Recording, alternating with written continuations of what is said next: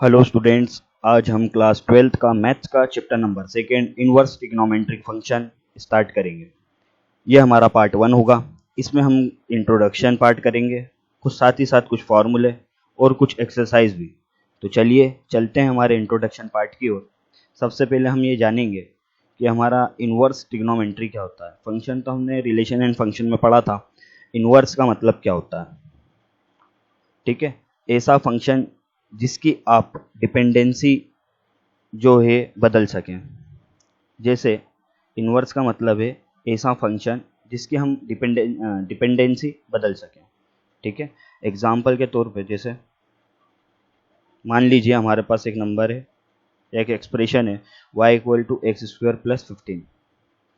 ठीक है, अगर हम x के अंदर पुट करेंगे कुछ वैल्यू तो हमें क्या निकलेगा, हमारी वैल्यू y आएगी।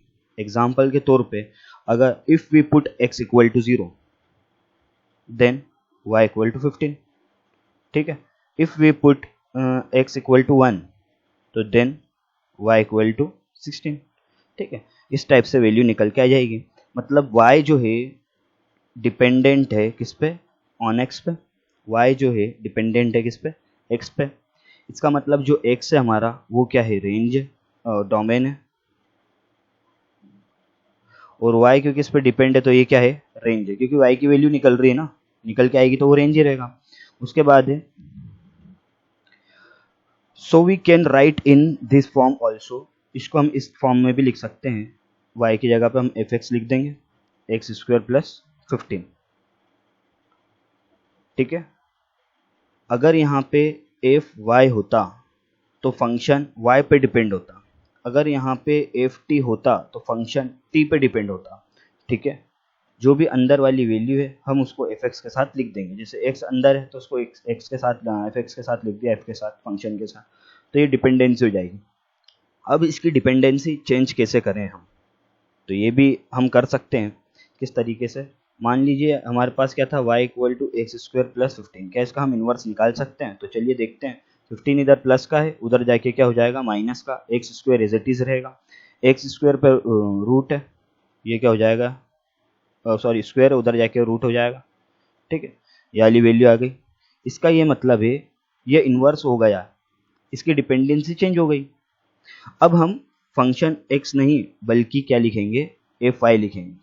ठीक है, अब यहाँ पे क्या आएगा, एफ एक्स नहीं आएगा, अब यहाँ क्या आएगा, फंक्शन एफ वाई आएगा। ठीक है, और y जो है हमारा क्या हो गया है, डोमेन हो गया है, क्योंकि y की वैल्यू हम पुट करेंगे। और इस बार रेंज क्या हो गया, x हो गया। ठीक है, जिसकी वैल्यू हम पुट करेंगे वो डोमेन रहता है। एक और एग्जांपल से हम समझते हैं। जैसे एग्जांपल दूसरा जो है हमारे पास, एफ एक्स मान लीजिए फंक्शन हमारे पास 3x माइनस 4। मैंने एफ एक्स को क्या मान लिया, y, 3x माइनस 4। ठीक है, माइनस 4 उधर जाके क्या हो जाएगा, प्लस 4, और 3 इधर मल्टीप्लाई में तो उधर जाके डिवाइड का। इसका मतलब एक वैल्यू आ गई हमारे पास कि x जो है वो बराबर है y प्लस 4/3 के। ठीक है, तो मैं क्या करूँगा, जो x है वो डिपेंड किस पे, y पे, तो मैं यहाँ लिख सकता हूँ f y equal to y plus 4 equal to 3। मतलब फंक्शन क्या था, एफ एक्स था, निकला क्या, एफ वाई हो गया। Then we can write that f x equal to 3x minus 4। ठीक है, 3x माइनस 4 को हम इनवर्स में कैसे लिखेंगे, इस टाइप में लिख देंगे। ठीक है, उसके बाद है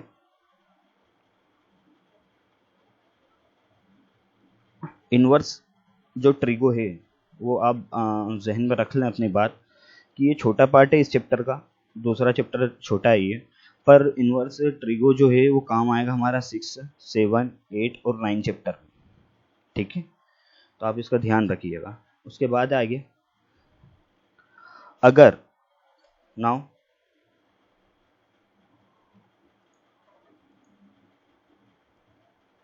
हम बात करें, लिखेंगे नाउ। ठीक है, y equal to sine x. ठीक है, x क्या हो जाएगा हमारा, एंगल होगा, ये अंदर की साइड है तो इनपुट रहता है। ठीक है, और हम इसको कैसे शो करते हैं, एंगल से, तो ये हमारा क्या हो जाएगा, डोमेन। और y जो रहेगा आउटपुट आएगा, जब x की वैल्यू पुट करेंगे तो y निकलेगा, तो ये आउटपुट हो जाएगा। ठीक है, तो ये हमारा क्या रहता है, न्यूमेरिकल वैल्यू में, न्यूमेरिकल वैल्यू में रहता है, और ये क्या हमारा रेंज। ठीक है, न्यूमेरिकल वैल्यू में रहता है और ये हमारा रेंज। उसके बाद है, अगर हम इसकी डिपेंडेंसी चेंज करें तो अभी हम y equal to sine x है, मतलब यहाँ पे y जो है डिपेंड है x पे, तो एफ एक्स लिख सकते हैं। ठीक है, इस वाले में अगर हम इस एंगल इसमें एंगल पुट करेंगे तो न्यूमेरिकल वैल्यू आएगी। देन अब क्या करते हैं, यहाँ पे जो है साइन एक्स है, तो साइन को हम उठा के उधर ले जाते हैं, तो ये क्या हो जाएगा, साइन इनवर्स y। कोई सी भी वैल्यू को उठा के उधर ले आएंगे y की तरफ, या अपोजिट साइड इक्वल टू के उधर साइड, तो उस पर इन्वर्स लग जाएगा। अब इसकी डिपेंडेंसी चेंज हो गई है, अब हम y की वैल्यू पुट करेंगे तो x आएगा। तो ठीक है, x जो हो जाएगा डिपेंड हो जाएगा किस पे, y पे, तो हम यहाँ लिख देंगे एफ वाई। ठीक है, ये क्या हो जाएगा, एफ आई। इसमें अगर न्यूमेरिकल वैल्यू पुट करेंगे तो एंगल निकल कर आएगा। ठीक है, ये हो गया चेंज हमारा। उसके बाद है, आगे बात करते हैं एक और।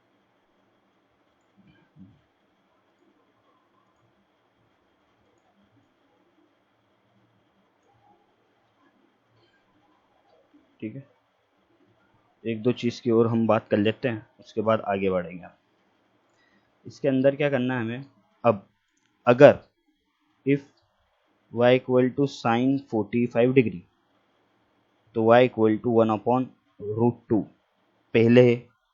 ठीक है, उसके बाद है साइन इनवर्स 1/√2 इक्वल टू मान लो थीटा, तो साइन 1/√2 कितना होता है, 45 डिग्री, तो थीटा की वैल्यू कितनी आएगी, 45 डिग्री। ठीक है, ये इनवर्स के पहली वैल्यू, पहले वाली वैल्यू थी, और ये इनवर्स के बाद वाली, क्योंकि साइन 45 कितना होता है, 1/√2, और यहाँ दे रखा है साइन 1/√2 एंगल में कितना होता है, ये बताना है। ठीक है, तो इसको हम रेडियंट फॉर्म में भी लिख सकते हैं।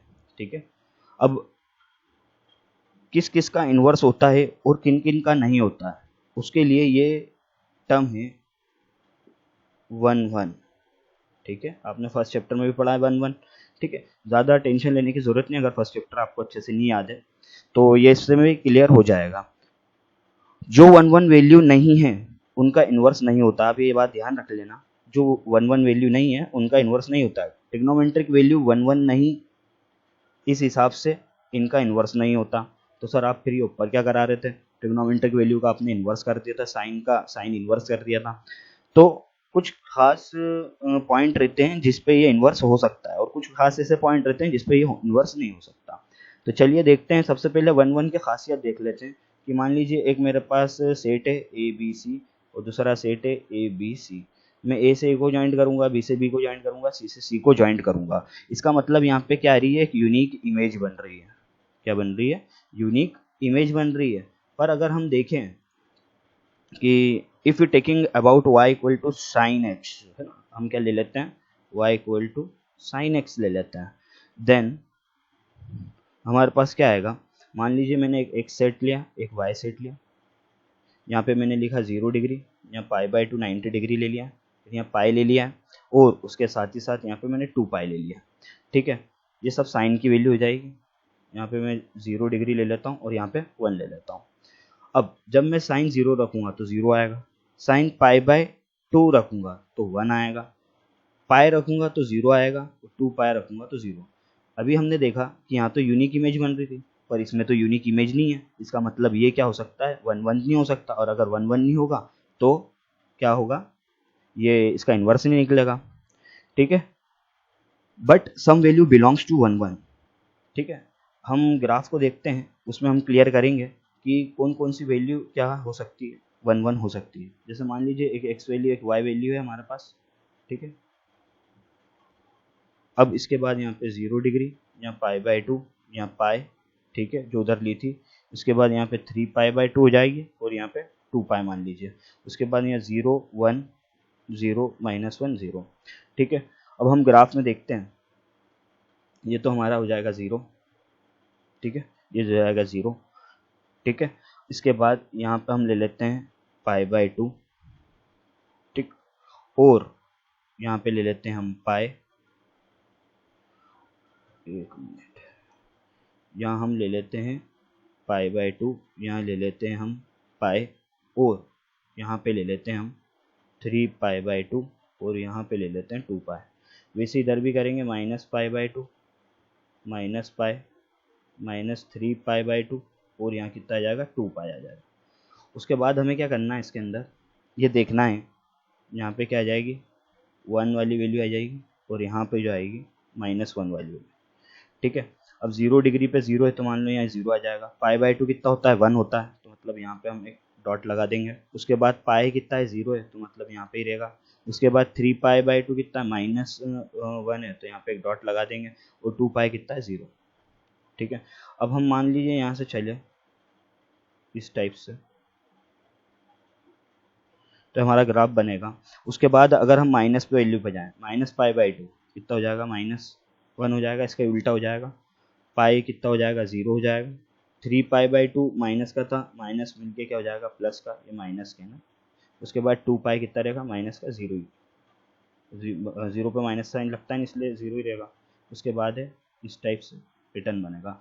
अगर हम यहाँ से देखें ये पाई वाली वैल्यू से -π से पाई तक देखें, ठीक है, और आगे भी देख सकते हैं इस वाले पॉइंट पे और इस वाले पॉइंट पे पाई की वैल्यू अलग आएगी, एंगल अलग आएगा। एंगल अलग रखने पे वैल्यू अलग आएगी। इस वाले पॉइंट पे वैल्यू अलग आ रही है, इस वाले पॉइंट पे वैल्यू अलग आ रही है। ठीक है, ये यूनिक इमेज बना रहे हैं। ठीक है, अब इस वजह से ये वाली वैल्यू तो जो हमने ने लिखी है π/2 पाई 3π/2 2π, इनका इन्वर्स नहीं हो सकता, पर इनके जो बीच में वैल्यू आ रही है उनका तो इन्वर्स हो सकता है क्योंकि वो तो यूनिक इमेज बना रहे हैं। ठीक है, हमें कुछ फॉर्मूले भी करने हैं जिसके ज़रिए से आपको अच्छा रहेगा सम सॉल्व करने में। तो स्टूडेंट्स पहले आप फॉर्मूला अच्छे से करिएगा। ठीक है, सबसे पहले y = साइन इनवर्स का फॉर्मूला देख लेते हैं। ठीक है, ये हमारे पास क्लोज में क्लोज इंटरवल में दे रखा है। ये हमारा x पार्ट मान लीजिए, हमारा y पार्ट मान लीजिए, ये डोमेन मान लीजिए और ये हमारा रेंज मान लीजिए। यहाँ d लिख रहा हूँ डोमेन और एंड रेंज लिखा है तो यहाँ पे रेंज प्रिंसिपल वैल्यूज रहती हैं कुछ।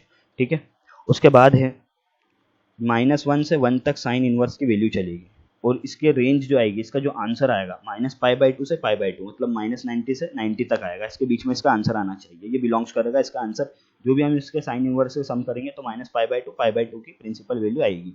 उसके बाद है हमारे पास, मान लो सबसे पहले हम बात करते हैं 10 की। ठीक है, 10 इनवर्स की, तो ये हमारा रियल नंबर आएगा। ठीक है, दूसरी बात है ये ओपन है, ये नहीं आएंगे -π/2 π/2 नहीं आएगा, इसके अलावा सब वैल्यू आ जाएगी। ठीक है, मतलब मैं ये लिख रहा हूँ 90 डिग्री नहीं आएगा थीटा, बाकी सब आएगा। उसके बाद है मान लो कोसेक की बात कर लेते हैं हम, क्योंकि ये एक लाइन से वैल्यू आएगी आगे, इसलिए मैं अलग अलग करा रहा हूँ। कोसेक जो है हमारे पास कितना है r ओपन दे रखा है, -1 1 नहीं आएगा। ठीक है, -π/2 वैल्यू आएगी, एक्सपेक्ट 0। ठीक है, एक्सेप्ट 0 के अलावा कोई सी 0 नहीं आ सकता, बाकी सब वैल्यू आएगी। ठीक है, -90 से 90 तक। उसके बाद हम बात करते हैं कोस इनवर्स की। कॉस इनवर्स क्या है -1, 1। ठीक है, ये हमारा क्लोज इंटरवल है। इसकी जो वैल्यू आएगी हमारी 0 से π तक की वैल्यू आएगी।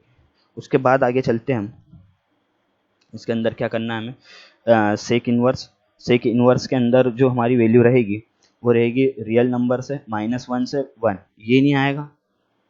और क्या नहीं आएगा, सब आ सकता है 0 से π, पर π/2 नहीं आएगा। ठीक, उसके बाद है हमारे पास कॉट है, कॉट देख लेते हैं। और कॉट इनवर्स रियल नंबर रहेंगे, कोई सा भी रियल नंबर आ सकता है, पर 0 और π नहीं आएगा, बाकी सारी वैल्यू आ सकती है। ठीक है, ये हमारी फार्मूले हो गए। इन फार्मूलों को आप अच्छे से कर लेना। ठीक है, एक्सेप्ट 0 डिग्री और पाई वाली वैल्यू, इसके अलावा सब आ सकता है। फार्मूले करने के बाद कुछ नेगेटिव फार्मूले भी हैं, नेगेटिव वैल्यू जो बहुत ज़्यादा इंपॉर्टेंट भी है। साइन इनवर्स -x एक बिरादरी के हैं और ये सेकंड बिरादरी के हैं, इसलिए हमने इनको साथ साथ लिख दिया है। ठीक है, उसके बाद है साइन इनवर्स -x = माइनस, बस माइनस माइनस लगाना है इसमें। और जहाँ पर ठीक है, इसके अंदर अगर अंदर की साइड माइनस आ जाए, ठीक है, cos inverse -x, cot inverse -x, sec inverse, तो इसमें पाई लगाना है हमें। ठीक है, वैसे आपको ये बात याद रखनी है। चलिए हमारे एग्जाम्पल्स की ओर चलते हैं हम। सबसे पहला वाला जो एग्जाम्पल है, फाइंड द प्रिंसिपल। ठीक है, क्या है? फाइंड द प्रिंसिपल करना है हमें। इसके अंदर वैल्यू ऑफ साइन इनवर्स 1/√2। ठीक है, सबसे पहले हम यहाँ लिखेंगे सिस्टमेटिक तरीके से, लेट y के बराबर मान लेते हैं, थीटा के बराबर भी मान सकते हैं, पर मैं y के बराबर मान रहा हूँ। y equal to sine inverse 1/√2। Then अगर मैं बात करूँ साइन इनवर्स की, तो साइन तो इनवर्स में इधर आके प्लस का हो जाएगा साइन y, और 1/√2 इधर ही रह जाएगा। ठीक है, उसके बाद क्या करना है हमें, इसके अंदर आपको मालूम ही है, आपको क्या मालूम है इसके अंदर कि साइन y, तो साइन 1/√2, साइन 1/√2 45 डिग्री होता है। ठीक है, और 45 डिग्री को रेडियन में 1/4 लिखते हैं, तो मैं यहाँ लिख सकता हूँ साइन 1π/4, π/4 लिखते हैं तो π/4 लिख देंगे, साइन से साइन कैंसिल कर देंगे, तो y की वैल्यू क्या आएगी? π/4। अब आप देख सकते हैं कि अगर साइन की वैल्यू है तो ये कहाँ तक बिलोंग करेगी? -π/2 से π/2 तक। तो जाहिर सी बात है ये बिलोंग्स कर रही है कहाँ तक? -π/2 से π/2 तक। ठीक है, आई होप आपको ये क्वेश्चन समझ में आ गया होगा। इसके बाद वाला जो क्वेश्चन है वो भी हम देखते हैं। Find the principal value of cot inverse -1/√2। ठीक है, इसके अंदर क्या आया? -1/√2 आया। ठीक है, तो ये बात याद रखिएगा कि इसमें फॉर्मूला कौन सा लगेगा? पाई वाला लगेगा, क्योंकि माइनस वाली वैल्यू आ गई है। ठीक है, उसके बाद है आगे देखते हैं इसको। अब देखते हैं find the principal value of cot inverse. यहाँ पे आएगा -1/√3। ठीक है, यहाँ पे 3 आएगा, ये जो वैल्यू है यहाँ पे आप 3 कर लीजिएगा, ये 3 आएगा। ठीक है, उसके बाद हमें क्या करना है? इस सॉल्यूशन को लेना है। यहाँ पे लिखेंगे let y equal to cot inverse -1/√3। ठीक है, इसको करने के बाद हम क्या करेंगे? हमारे पास फार्मूला जो है हमारे पास कॉट का फार्मूला ये रहा। ठीक है, ये हमें मालूम है, वी नो दैट।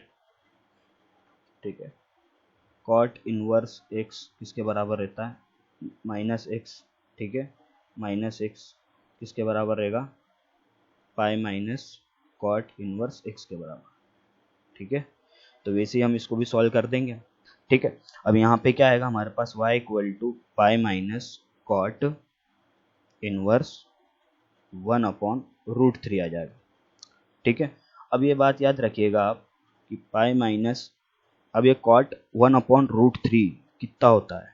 ठीक है, तो जाहिर सी बात है कॉट जो है, यहाँ मैं लिख रहा हूँ साइड में, कॉट 1/√3 कितना होता है? 60 डिग्री। और 60 डिग्री किसके बराबर रहता है? π/3 के। तो यहाँ जाहिर सी बात है क्या आएगा हमारे पास? π/3 आएगा। इसके बाद हमें क्या करना है? π/3 के बाद यहाँ 3 का मल्टीप्लाई कर देंगे हम। ठीक है, y पाई से क्रॉस मल्टीप्लाई 3π माइनस π/3। ठीक है, 3π में से पाई जाएंगे, कितने बचेंगे हमारे पास? 2π/3 वैल्यू आ जाएगी। ये बिलोंग्स कर रही है, कहाँ पे बिलोंग्स कर रही है? 0 से लेके तो पाई तक बिलोंग्स कर रही है। That's our principal value. उसके बाद एक्सरसाइज की बात करते हैं। अब स्टार्ट हम करेंगे एक्सरसाइज 2.1 का क्वेश्चन नंबर 4 स्टार्ट डायरेक्ट करेंगे, जिसकी वैल्यू है tan इनवर्स -√3 वैल्यू है। ठीक है, तो सबसे पहले हम सॉल्यूशन में लिखेंगे let y equal to tan inverse -√3 लिख देंगे। ठीक है, उसके बाद क्या करेंगे हम? यहाँ पे आपको एक बात ध्यान रखने की है। ठीक है, जो tan इनवर्स रहेगा हमारा, अगर हम उसको फॉर्मूले में डालें तो ये कितनी वैल्यू आएगी? y equal to -tan inverse √3 आएगा। ठीक है, अब जाहिर सी बात है tan 60 डिग्री इक्वल टू √3 होता है, और 60 डिग्री कितना होता है? π/3 होता है। तो देन हमको क्या करना पड़ेगा? अगर यहाँ पे आप चाहें तो फार्मूला लिख सकते हैं, वरना डायरेक्ट भी कर सकते हैं कि यहाँ पे आएगा -π/3। ठीक है, और जो -π/3 है तो जाहिर सी बात है बिलोंग्स करेगा किस पे? -π/2 और π/2 पे। आई होप आपको ये इसके अलावा जो रहेगा, जैसे -π/2 और π/2 के अलावा वैल्यू ही है, तो इस पर बिलोंग्स नहीं कर रहा है ये। हमने 10 पे यही देखा था, जो हम ऊपर की तरफ फॉर्मूला देख रहे थे। ठीक है, तो हमने 10 का देखा था, ये ओपन है, तो मतलब -π/2 π/2 नहीं रहेगा, तो तो हमारे पास क्या आ रहा है, -π/3 वैल्यू आ रही है, तो बिलोंग्स नहीं कर रहा है ये। ठीक है, आई होप आपको ये भी समझ में क्वेश्चन आ गया होगा। उसके बाद है, आगे चलते हैं अगले क्वेश्चन की ओर। हम डायरेक्ट क्वेश्चन नंबर 11 करेंगे, क्योंकि मैं बड़े बड़े क्वेश्चन सॉल्व करवाऊंगा, छोटे मोटे आप ही कर लेना एग्जाम्पल के ज़रिए से। Ten inverse 1 plus cos inverse -1/2 और क्या होगा प्लस साइन इनवर्स -1/2। इसका सॉल्यूशन देखते हैं। सॉल्यूशन जो है हमारे पास क्या दे रखा है, यहाँ पे हम मानेंगे लेट x इक्वल टू, यहाँ पे हम लिखेंगे let x equal to tan inverse 1। ठीक है, टेन इनवर्स 1 लिख देंगे और 10x को इधर और 1 को इधर। अब यहाँ पे आप याद रखिएगा कि 1 जो होता है कब आता है, π/4 पे, तो यहाँ पे लिख देंगे 10x 10 π/4। 10 से 10 को उड़ा देंगे तो x की वैल्यू क्या आएगी हमारे पास, π/4। ठीक है, ये हमारे पास एक वैल्यू हमारी आ गई है। उसके बाद अगर हम आगे बात करें, ठीक है,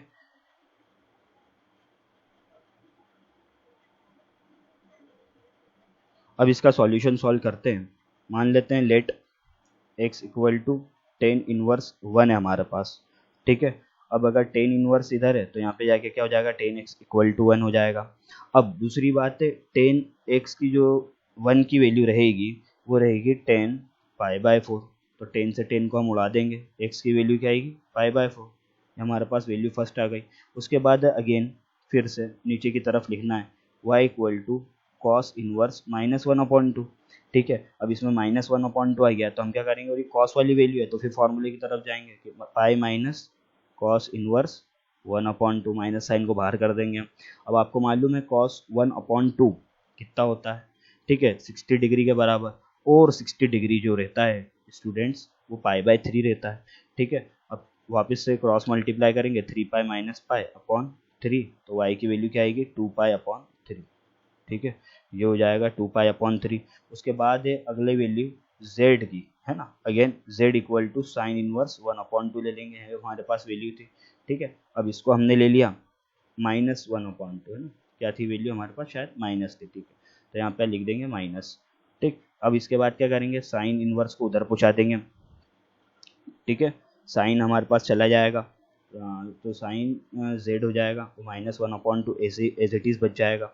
ठीक है, अब ये जो हमारे पास 1/2 वैल्यू है वो किसके बराबर रहती है, 30 डिग्री के, और 30 डिग्री किसके बराबर रहता है, साइन π/6 के। ठीक है, माइनस भी लगेगा, साइन से साइन कट जाएगा तो z की वैल्यू कितनी आएगी, -π/6। x की भी आ गई, y की भी आ गई, z की भी आ गई। अब क्या करेंगे, हम इसको सबको प्लस कर देंगे नाउ, क्योंकि प्लस ही था क्वेश्चन में, π/4 प्लस 3π/3 माइनस π/6। ठीक है, इन सब का एलसीएम निकालेंगे तो कितना आएगा, 12।